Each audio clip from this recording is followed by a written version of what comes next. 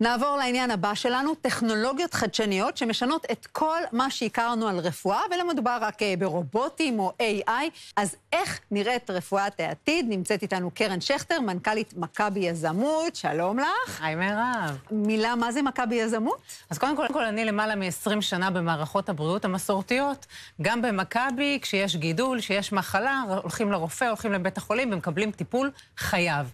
אבל בעצם אנחנו מבינים שהבריאות העתידית נמצאת בשני עולמות, AI והנתונים האישיים שלי ושלך. אז יש מלא דיווייסים שכבר מודדים, אבל מה עוזר לנו המדדים אם אנחנו לא יודעים מה לעשות עם זה? וכאן יש לי זכות גדולה להיות ה-chairperson של קרן הון סיכון, שמגדלת 40 חברות סטארט-אפ בתחום המדיקל. והבאתי כמה הדגמות. קדימה, הקופסה הוורודה קודם כל משכה לי את העין, אז בואי נתחיל ממנה. אז כן, אחרי הסרט ברבי, כן. יש כאן עיצוב של חברת EFA, שבעצם באה ואומרת, אנחנו רוצים לדעת באישון לילה מה המדדים שלנו, מכירים את זה חולים אונקולוגיים, חולים שעברו מחלות אוטואימוניות, או אישה בהיריון שצריכה תמונה של בדיקת הדם שלה. לא צריך כאן לא אחות ולא עובדת מעבדה, אפילו לא חיבור לחשמל.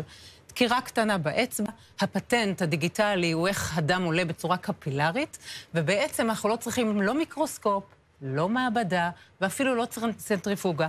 כמה דקות מקבלים תמונת דם מלאה, למה זה יכול לעזור? לדעת אם התינוק נמצא בתמונה של וירוס, או צריך אנטיביוטיקה, לנסוע לבית החולים בערב. גם לא לנסוע ולא בצום ולא כלום, פשוט, תגידי, התוצאות אבל משודרות...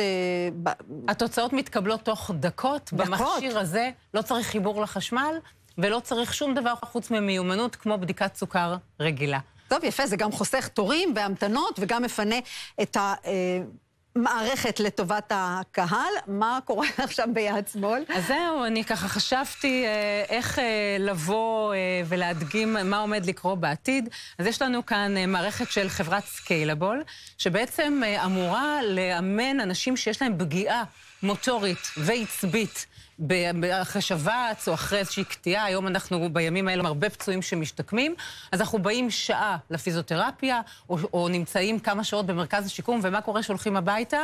היד או האיבר ממשיכים להידרדר, והנה טכנולוגיה שאמורה לקרב אותנו לתפקוד מלא גם בשעות. פשוט לתרגל בבית ולחזק את שאיש המקצוע, ואת יכולה לראות שאפילו היא רגישה.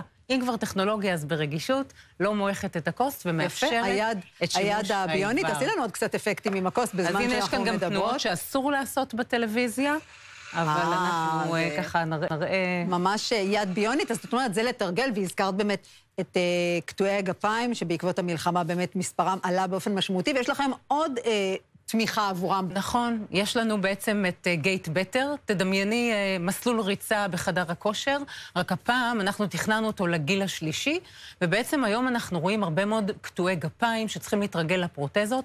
פעם ראשונה אנחנו מחברים את העולם המוטורי עם העולם הקוגנטיבי, ואפילו בבדיקה של AI, של MRI, בסיום הטיפול אנחנו רואים שהקשרים במוח משתפרים, והפגיעה המוטורית מחלימה. מדהים. אפשר למצוא את זה בכל מכון פיזיותרפיה של מכבי. ואני לא משחררת אותך בלי שהבטחת לי איזה טיפ לשינה טובה.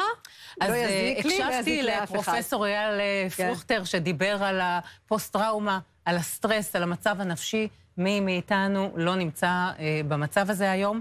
ובעצם יש לנו את טיונמי, אפליקציה שמקשיבה 10 שניות לקול שלך, ומתאימה לך תדר מוחי, שמשפר את תפקוד עצב הווגוס שלך. שיפורים של 60-70% באיכות השינה, בהורדת מדדי הסטרס. שנייה לפני הכדורים, הרופאים והתרופות, ניקח אחריות על הבריאות שלנו. יפה, אהבתי, ולא ניתן לחוטים לקלקל לנו את השינה. קרן, תודה רבה. תודה מירב.